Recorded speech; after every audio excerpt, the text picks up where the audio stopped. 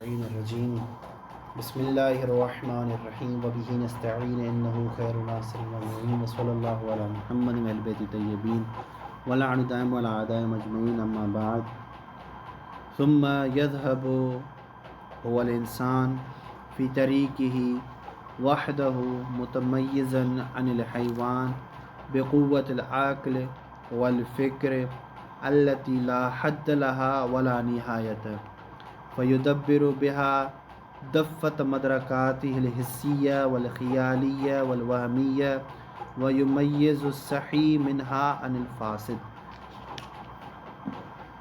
سابقہ مباحثے میں ہم نے یہ ذکر کیا کہ حواس ظاہریہ ہوں یا حواس باطنیہ ہوں، یعنی خواہ وہ حصے باصرہ ہے، حصے شامہ ہے، حصے سامعہ ہے، حصے ذائقہ ہے، حصے لامسہ ہے، یا باطنی حواس جیسے حصے مشترک ہے، قوت خیال ہے، قوت متخیلہ ہے، قوت متصرفہ ہے، قوت واہمہ ہے۔ 10 حواس جو ہیں، ان تمام حواس میں حیوانات ہمارے ساتھ ہیں، یعنی یہ حواس انسان کے ساتھ ساتھ اللہ تبارک و تعالیٰ نے دوسرے حیوانات میں بھی رکھے ہوئے ہیں، اور وہ ہمارے ساتھ ان چیزوں میں مشترک ہیں۔ جب مشترک ہیں تو ہم نے کہا کہ ایک جنس حیوان کے تحت بہت ساری نوعیں ہیں، بہت ساری اقسام حیوانات کی۔ ہر حیوان دوسرے حیوان سے مختلف ہوتا ہے، کسی فصل کی وجہ سے، کسی تمیز، کسی خاصیت کی وجہ سے۔ وہ کون سی خاصیت، وہ کون سی فصل ہے جو انسان کو ان حیوانات سے دور کرتی ہے؟ تو آج وہ ہم چوتھا مرحلہ پڑھ رہے ہیں کہ وہ ہے عقل کی قوت، قوت العقل، ٹھیک جی والفکر۔ یہاں پہ اگر ہم آپ کا تھوڑا ٹائم لیں تو عقل کی قوت اور فکر کی قوت، یعنی آپ میں طاقت ہے عقل کی، آپ میں طاقت ہے فکر کرنے کی۔ عقل کوئی قوت تو نہیں ہے، توجہ فرمائیے آپ نے، قوت فکرہ ہے تو فکرہ کہہ سکتے ہیں، قوت مفکرہ، لیکن العقل قوت العقل، عقل کی قوت، عقل کوئی قوت نہیں ہے۔ عقل کیا ہے؟ عقل حاکم مدرکات ہے۔ عقل وہ چیز ہے، وہ نعمت ہے اللہ کی جو اللہ نے انسان کو عطا کی ہے نعمت۔ اس نعمت کے ذریعے انسان اپنے حواس ظاہریہ اور حواس باطنیہ، یا یہ حواس ظاہریہ کے جتنے بھی مدرکات ہیں، آنکھ ہے، ناک ہے، منہ ہے، کان ہے، ہاتھ ہیں، جو چیزوں کو آپ کو درک کر کے آپ تک پہنچاتے ہیں، عقل حکم لگاتی ہے کہ جو چیز آپ نے درک کی ہے وہ درک صحیح ہے، صحیح نہیں ہے، آپ نے درک صحیح کیا ہے یا صحیح نہیں کیا ہے، یہ حکم دیتی ہے عقل۔ اب علماء منطق کا اس میں اختلاف ہے کہ یہ عقل کیا ہے، فلاسفہ کا بھی اس میں اختلاف ہے کہ یہ عقل کیا ہے، تعریف کیا ہے اس کی۔ تو فلاسفہ حضرات قائل ہیں کہ عقل خود یہ انسان، پورے کا پورا یہ انسان، یہ عقل ہے۔ فلاسفہ حضرات بعض کہتے ہیں نہیں، یہ اللہ کی عطا کردہ ایک قوت ہے، ایک طاقت ہے جو اللہ نے انسان کے ذہن میں، مغز میں رکھی ہوئی ہے، جس کے ذریعے انسان فیصلہ کرتا ہے صحیح اور غلط کا۔ دو نظریات ہیں، دونوں نظریات کس کے ہیں؟ ایک منطقیوں کا، ایک فلسفیوں کا۔ دونوں نظریات پر دلیل موجود ہیں۔ اب یہاں پر ہم وہ ادلہ ذکر کرنے کے لیے نہیں بیٹھے، کیونکہ اس کی تفصیلی گفتگو کہ عقل نعمت ہے، عقل ایک قوت ہے، عقل ایک طاقت ہے، عقل ایک استعداد ہے، عقل ایک مقولہ ہے، ایک عارضی چیز ہے، ایک جوہر ہے جو انسان کو عطا کیا گیا ہے، یا عقل یہ خود انسان عقل ہے، یہ تفصیل کہاں پہ آپ پڑھیں گے انشاءاللہ؟ فلسفے میں۔ یہاں پر ہم آپ کو یہ تفصیل نہیں دیتے۔ مختصراً مرحوم مظفر نے کہا، مرحوم مظفر کی قول سے یہ لگ رہا ہے کہ وہ یہ قائل ہے کہ عقل ایک قوت ہے جس کے ذریعے انسان کچھ چیزوں کو سمجھتا ہے، تمییز دیتا ہے، درک کرتا ہے۔ درک کرنا یعنی سمجھنا، فہم، ٹھیک ہے؟ الدرک هو الفہم والفہم هو الدرک، ٹھیک، سمجھنا، ٹھیک۔ لیکن اس قوت کی کوئی حد، اس قوت کی کوئی نہایت کہ یہ کہاں سے شروع ہوتی ہے، کہاں پہ ختم ہوتی ہے؟ جیسے آپ کے جو حواس ظاہریہ ہیں ان کی ایک حد مقرر ہے، کان سے شروع ہوتے ہیں، کان پہ ختم ہو جاتی ہیں کچھ چیزیں، ٹھیک ہے؟ آپ نے ایک چیز اٹھائی، منہ میں رکھی، ذائقے تک لیا، آواز ہوا، ختم۔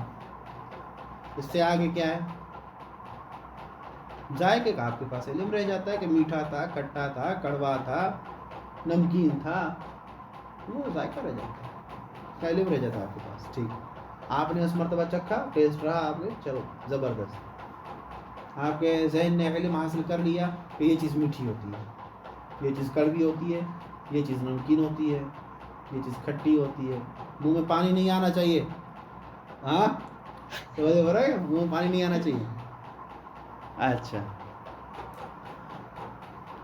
تو آپ کے تمام محسوسات، خواہ وہ محسوسات ظاہریہ ہوں یا باطنیہ ہوں، ان کی ایک حد ہے، لیکن عقل کی قوت کی کوئی حد، کوئی نہایت، کوئی انتہا، کوئی غایت جہاں پر کہیں کہ عقل یہاں پہ آ کے بس ختم ہے، اس کی کوئی نہایت نہیں ہے۔ یہ جو ہم کہتے ہیں نا محاورتاً جملہ کہتے ہیں کہ یہ محاورہ ہے، اس کی حقیقت نہیں ہے۔ محاورہ کیا کہتے ہیں کہ یہاں پر عقلیں ختم ہو جاتی ہیں، ان کا فکر کرنا ختم ہو جاتا ہے۔ اللہ کی ذات پر یا اہل بیت علیہ السلام کے فضائل پہ جب ہم پڑھتے ہیں تو کیا کہتے ہیں؟ یہاں پہ عقلیں دنگ رہ جاتی ہیں، کہتے ہیں نا، یہ ایک محاورہ ہے، یہ ایک محاورہ ہے، نہیں تو انسان کے ادراک کا، انسان کے عقل کی قوت کی کوئی حد نہیں ہے، ٹھیک ہے؟ یہی انسان ہے، اگر اس کی قوت عقل کی حد ہوتی تو اتنی ترقی نہیں کرتا۔ اس نے ترقی کی ہے، اس کی کوئی حد نہیں ہے عقل کی، ٹھیک، فکر کرتا ہے۔ اب یہ عقل حاکم ہے آپ کے حواس پر، آپ کے حواس حسیہ جو ظاہری ہیں، جو باطنی ہیں، جو آپ نے 5 مدرکات سے چیز کسب کر کے اندر ذہن تک پہنچائی، یا آپ کے قوت خیالی نے، قوت واہمہ نے، قوت متخیلہ نے، قوت متصرفہ نے، قوت مفکرہ نے، قوت فلاں نے، قوت فلاں نے آپ کو چیز درک کر کے دی، عقل کے سامنے پیش ہوئی، اور عقل کیا کرے گا وہاں پہ؟ عقل حکم دے گا، عقل وہاں پر کلی معنی کو کسب کرے گا۔ آپ نے یہ مدرکات سے اس کو جزئیات پیش کی ہیں عقل کے سامنے، عقل اب اس جزئیات کو دیکھ کر ایک کلی حکم لگائے گا کہ بھائی آپ جو نفرت کرتے ہیں ایک انسان کے ساتھ کیونکہ وہ آپ کے دوست کا دشمن ہے، خواہ وہ مومن ہے، تو یہ ٹھیک بات ہے یا نہیں ہے؟ عقل حکم دے گا یہاں پر، ٹھیک۔ آپ نے ظلم کیا ہے، یہ بحث نہیں ہے کہ وہ ظلم آپ نے بچے پہ کیا ہے، بوڑھے پہ کیا ہے، نوجوان پہ کیا ہے، مرد پہ کیا ہے، عورت پہ کیا ہے، مسلمان پہ کیا ہے، غیر مسلم پہ کیا ہے، عیسائی پہ کیا ہے، شہری کے ساتھ کیا ہے، گاؤں والوں کے ساتھ کیا ہے، غریب کے ساتھ کیا ہے، امیر کے ساتھ کیا ہے، ظلم کبھی ہے۔ مثال کے طور پر عقل نے آپ کو حکم دیا، ٹھیک ہے، تو یہ عقل جو ہے وہ معانی کلیہ کو کیا کرتا ہے؟ کسب کرتا ہے جزئیات سے. وہ جزئیات جو آپ کے حواس ظاہری نے کیچ کر کے محسوس کر کے اس کے سامنے پیش کیے. توجہ فرما لیا آپ نے؟ ٹھیک.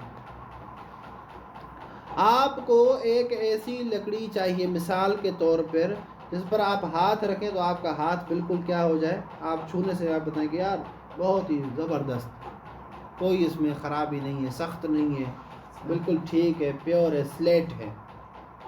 ٹھیک. لیکن اسی جگہ پر آپ کو کوئی اور لکڑی دی جائے، آپ ہاتھ پھیریں گے، کہیں گے کہ نہیں یہ اس کی طرح فلیٹ نہیں ہے، نرم نہیں ہے، ہاتھ اس پہ پھسلتا نہیں، یعنی اس کو ابھی اور چیز کی ضرورت ہے. تو یہ آپ کو کون کہہ رہا ہے؟ عقل کہہ رہا ہے.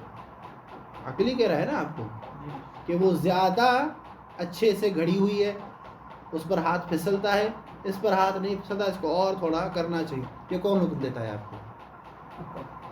عقل دیتا ہے. لیکن اس کو یہ پہنچایا کس نے کہ یہ ٹھیک ہے، یہ ٹھیک نہیں ہے، وہ زیادہ پھسلنے والی ہے، یہ پھسلنے والی، اس میں بھی تھوڑا رندہ لگنا چاہیے. کون کہہ رہا ہے؟ یہ آپ کی قوت لامسا نے اس کو درک کر کے دیا ہے. ٹھیک ہے. اسی طرح جو آواز آپ سنتے ہیں وہ آواز اچھی ہے بری ہے، آپ کے کانوں نے فقط وہ سنی ہے. یہ اچھی اور بری کا فیصلہ کون کرتا ہے؟ صحیح غلط کا فیصلہ کون کرتا ہے؟ عقل. ٹھیک. اچھا، اب یہ قوت عقل جو ہے جو آپ کے مدرکات میں حرکت دیتی ہے، یہ صحیح کو فاسد سے تمیز دینے کے کام آتی ہے.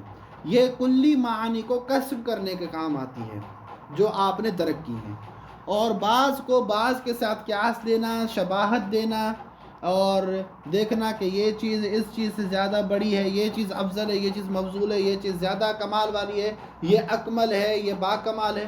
یہ جو نسبتیں ہوتی ہیں یہ عقل حکم دیتا ہے. تو جو فرمائی آپ نے، یہ جو چیزیں آپ دے رہے ہیں نا حسیات کے بعد، جو آپ حکم لگا رہے ہیں، یہ چیزیں دوسرے حیوانات میں نہیں ہیں. یہ چیزیں دوسرے حیوانات میں نہیں ہیں. کوئی بھی حیوان، آپ دنیا کا کوئی بھی جانور اٹھا لیں، کوئی بھی جانور جس میں جو جاندار ہو، جس میں جان پائی جاتی ہو، اس کو آپ نے کبھی نرم بسترے پہ سوتے ہوئے دیکھا ہے؟ کیوں؟ بس اسے نے سونا ہے. لیکن یہ نرم بسترا جو آپ طلب کرتے ہیں، وہ کھانا جو آپ کو لذیذ کھانا چاہیے، یہ آپ جو چاہتے ہیں، یہ جو آپ کی چاہتے ہیں، ٹھیک ہے نا، کہ بسترا نرم ہونا چاہیے، یہ آپ کے جو مدرکات محسوس کرتے ہیں وہ عقل تک بات پہنچاتے ہیں. عقل آپ کو ایک چیز نئی چیز دیتا ہے کہ وہ آپ کو ایک چیز کی ضرورت ہے، پھر آپ اس سے انتظار کرتے جاتے ہیں، ترقی کرتے ہیں. آپ سخت زمین پر سوئے، یار زمین بڑی سخت ہے، مجھے یہ محسوس ہوئی ہے کہ بڑی سخت ہے، وہ لامسا نے بتایا نا عقل کو یہ بڑی سخت ہے. تو ابھی عقل کیا کرے گا؟ حکم کوئی ایسی چیز دیکھو جو نرم ہو، جو تمہارے جسم کو سکون دے. بسترا نرم دیکھو، ایسی چیز دیکھو جہاں پہ تم سو تاکہ تمہیں آرام آ جائے. یہ عقل کرتا ہے. جانوروں کو دیکھا ہے کبھی ایسے؟ تو یہ عقل ہے جو انسان کو حیوان سے مختلف کرتی ہے، تمیز دیتی ہے، اور انسان اسی قوت عاقلہ کی وجہ سے تمام حیوانات سے افضل ہے.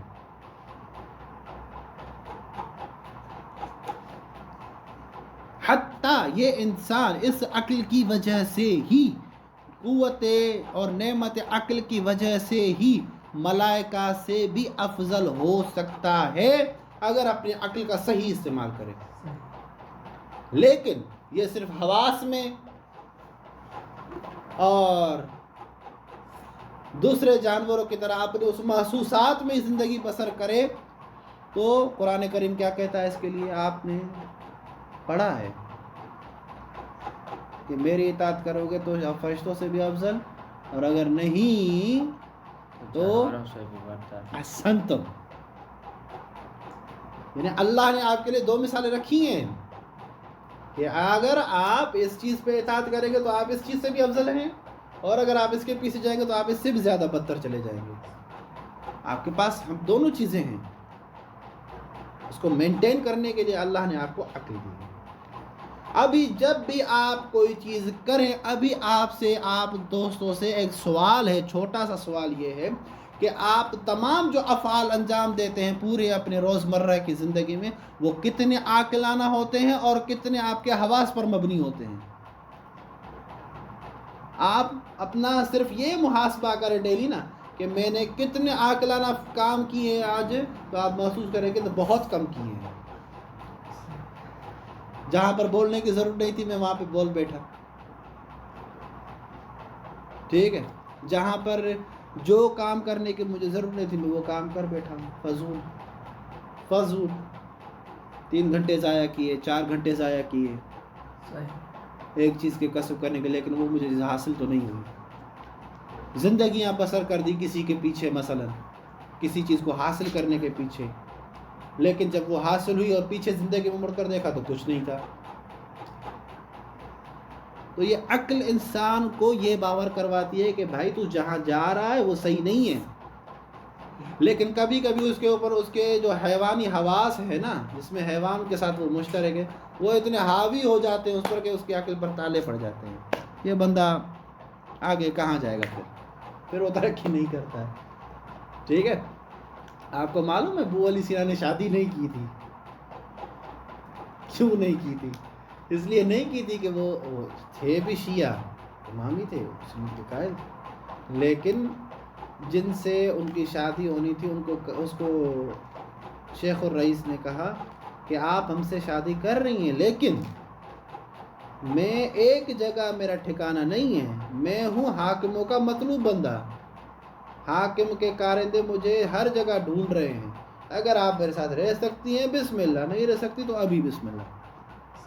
تو اس بات پہ کون راضی ہوگا کہ جس کے پیچھے 24 گھنٹے کوئی پیچھے پڑا رہے، اس کے ساتھ کون زندگی بسے گا؟ تو بیچارے وہ ایسے ہی، اللہم صلی علی محمد و آل محمد۔ ہاں، تو اس کا مطلب یہ نہیں ہے کہ وہ شادی کے قائل نہیں تھے یا کچھ نہیں، یعنی میں بتا رہا ہوں فقط، لیکن اس بندے نے اپنی ساری زندگی، شیخ الرئیس کی آپ زندگی پڑھ کے دیکھیں، اس نے اپنی ساری زندگی فقط علم کو دی ہے، اور آج وہ دن ہے اتنے سال گزرنے کے بعد کہ عرب ہوں اور عفن مشرقی ہوں یا مغربی ہوں، مسلمان ہوں غیر مسلم ہوں، سارے اس کی تحقیق کو پڑھتے ہیں، اور بعض کتابیں تو ایسی ہیں جو ابھی تک اس کی سمجھ میں نہیں آئیں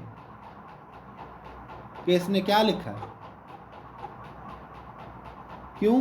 کیونکہ اس نے اپنی قوت کا الحمدللہ اتنا استعمال کیا، اللہ نے اس کو اتنی بصارت دی تھی کہ سبحان اللہ۔ اور اس ابو علی سینا کی میں آپ کو قوت باصرہ اور سامعہ بتاؤں کتنی تھی؟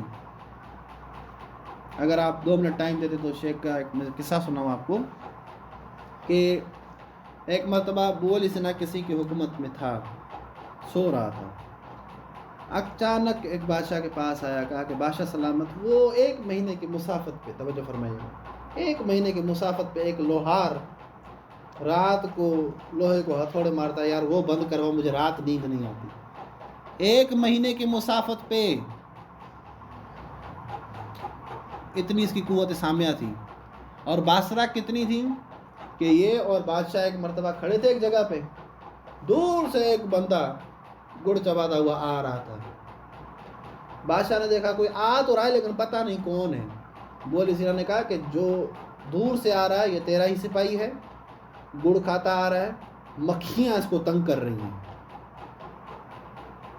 تو کتنا دور تھا، بادشاہ کو نظر نہیں آیا، اس کو نظر آیا، لیکن اتنی قوت حسیہ ہونے کے باوجود، باصرہ اتنی تیز ہونے کے باوجود، سامعہ اتنی تیز ہونے کے باوجود، اس بندے نے کیا کیا؟ بہت کچھ کر سکتا تھا، لیکن اس نے اپنی عقل کا استعمال کیا، اور بہت سارے علوم کی کتابیں اور بہت سارے علوم کے باب اس نے ہمارے لیے محفوظ کر کے کھول دیے کہ آگے چلنے والی آنے والی جو ہماری نسلیں ہیں وہ ترقی کریں۔ ہاں وہ مثلا یہ عقل کی بات ہے کہ جو عقل کے تابع ہوتی ہیں چیزیں وہ بہتر ہوتی ہیں۔ ٹھیک، کہاں رونا ہے، کہاں ہنسنا ہے، کہاں زیادہ جوش دکھانا ہے، کہاں کم جوش دکھانا ہے انسان کو، یہ عقل فیصلہ کرتی ہے انسان کی۔ ابھی آپ خود دیکھیں نا کہ ہم پورے روزمرہ کی زندگی میں عقل کے کتنے فیصلے لیتے ہیں؟ بہت کم لیتے ہیں، بہت کم لیتے ہیں۔ اکثر فیصلے ہمارے کیا ہوتے ہیں؟ جذباتی، اور جذبات کا تعلق کس سے ہے؟ ابھی ہم نے قبل قلیل پڑھا ہے، وہم سے ہے۔ ہر جذبہ جو آپ کے سامنے آپ کے وجود میں پیدا ہو رہا ہے، وہ جذبہ یہ ضروری نہیں ہے کہ وہ صحیح ہو۔ عقل فیصلہ دے گی آپ کو، اللہ کل حال۔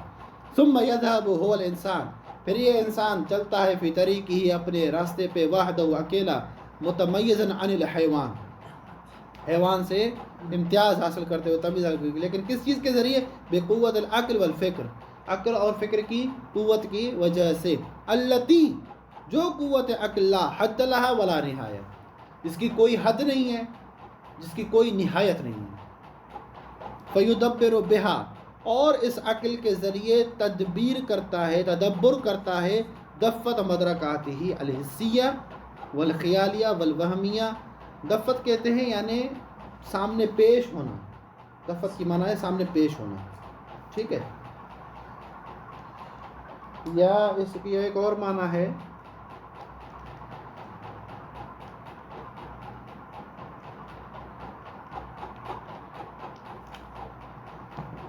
پہلو۔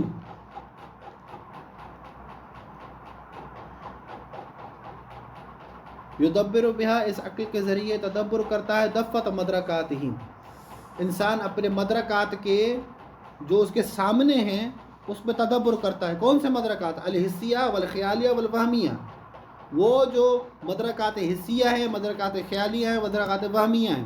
اب یہ تین الفاظ مرحوم مظفر نے ذکر کیے ہیں، کیوں؟ الحسیہ کی طرف اشارہ کیا، حواس خمسہ ظاہریہ جو پہلے مرحلے پیش کیے، الخیالی کے ذریعے علم خیالی کی طرف اشارہ کیا ہے، الوہمیہ کے ذریعے علم وہمی کی طرف اشارہ کیا۔ تو یہ جو مدرکات ہیں جو ان کے ذریعے اس میں کیا کرتا ہے؟ عقل تدبر کرتا ہے۔ وَيُمَيِّزُ الصَّحِيحَ مِنْهَا عَنِ الْفَاسِدِ، اور ان میں سے جو صحیح ہے اس کو فاسد سے کیا دیتا ہے؟ تمیز دیتا ہے۔ وَيَنْتَزِعُ الْمَعَانِيَ الْكُلِّيَّةَ مِنَ الْجُزْئِيَّاتِ الَّتِي أَدْرَكَهَا فَيَتَعَلَّقَهَا، ٹھیک، اور وہ معانی کلیہ جو جزئیات سے نکل کے آئی ہیں، جزئیات کو دیکھ کر ایک معنی کلی نکل آئی ہے، اس کلی معنی پر جو اس نے التی ادرکہا، جو اس نے درک کیے، فیتعقلہا، پھر اس پہ کیا کرتا ہے؟ تعقل کرتا ہے، فکر کرتا ہے، تعلیقہ لگاتا ہے، مثلا فکر کرتا ہے۔ وَيُقِيسُ بَعْضُهُ عَلَى بَعْضٍ، اور بعض کو بعض پر کیا کرتا ہے؟ قیاس کرتا ہے۔ وَيَنْتَقِلُ مِنْ مَعْلُومٍ إِلَى آخر، اور اسی چیز کی وجہ سے معلوم سے دوسری چیز کی طرف، جو معلوم ہے یا غیر معلوم، اس کی طرف کیا ہوتا ہے؟ بندہ، انسان کا عقل منتقل ہو۔ وَيَسْتَنْتِجُ وَيَحْكُمُ، اور نتیجہ اخذ کرتا ہے اور حکم لگاتا ہے۔ یہ سارے کام کس کے ہیں؟ عقل کے ہیں۔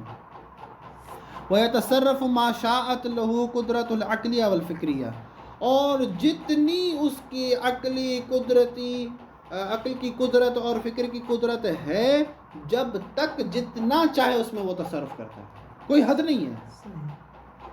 کیا شیخ علی کو لمٹ بتائی گئی ہے کہ آپ کو فقط اتنا درک کرنا ہے، بھائی اس سے زیادہ نہیں، آگے نہیں جانا، آپ کو اتنا درک کرنا؟ محدود نہیں ہے۔ انسان، جو بھی انسان جس کو بھی عقل ہے، وہ اپنی عقل کو الا ما شاء اللہ اس میں تصرف کرتا ہے۔ وَهَذَا الْعِلْمُ الَّذِي يَحْصُلُ لِلْإِنسَانِ بِهَذِهِ الْقُوَّةِ هُوَ الْعِلْمُ الْأَكْمَلُ الَّذِي كَانَ بِهِ الْإِنسَانُ إِنسَانًا، اور یہی وہ علم ہے جو انسان کو حاصل ہوتا ہے اس قوت عاقلہ کے ذریعے، اور یہی کامل ترین علم ہے جس کی وجہ سے ایک انسان ہوتا ہے۔ انسان ہوتا ہے یعنی کیا؟ وہ حیوانیت سے نکل کر ایک ناطقیت کی صفت میں آ جاتا ہے۔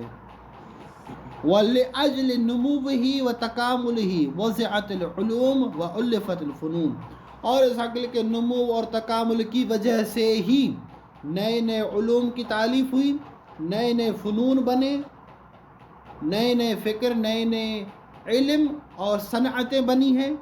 وَبِهِ تَفَاوَتَتِ الطَّبَقَاتُ وَاخْتَلَفَتِ النَّاسُ، اور اسی علم اور اسی عقل کی وجہ سے طبقات بھی مختلف ہوتے ہیں، انسان کو بھی دوسرے انسان سے کیا ہوتا ہے؟ مختلف ہوتا ہے اپنے اس فکر کی وجہ سے۔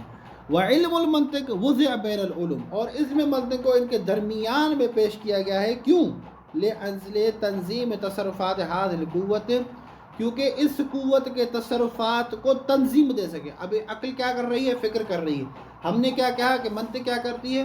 اور ہماری احتیاج کیا ہے اس کی طرف؟ حاجتنا الی المنطق و تصحیح افکارنا، لا تعلیم افکار، لا تعلیم الفکر، وہ فکر کی تعلیم نہیں دیتی، وہ ہمارے فکر کو صحیح کرتی ہے۔ اور فکر کو صحیح کس لیے کرتی ہے؟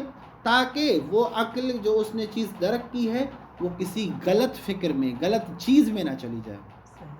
وعلم المنطق وضع بین العلوم، اور علم منطق کو علوم کے درمیان رکھا گیا ہے، کیوں؟ درمیان رکھا گیا ہے، یعنی اس کو خادم العلوم قرار دیا گیا ہے کہ اس کو ہر علم میں آپ استعمال کریں، کیوں؟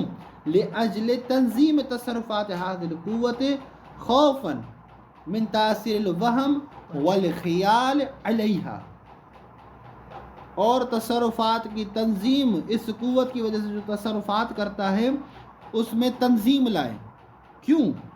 اس لیے تاکہ وہ جو خوف رہتا ہے کہ اس کے اوپر وہم یا خیال کا اثر نہ ہو جائے اور یہ اپنے حقیقی تنظیم سے یا تنظیم فکر سے ہٹ نہ جائے، اس لیے اللہ نے اس کو عقل دی ہے کہ وہ منظم کرے اس چیز کو۔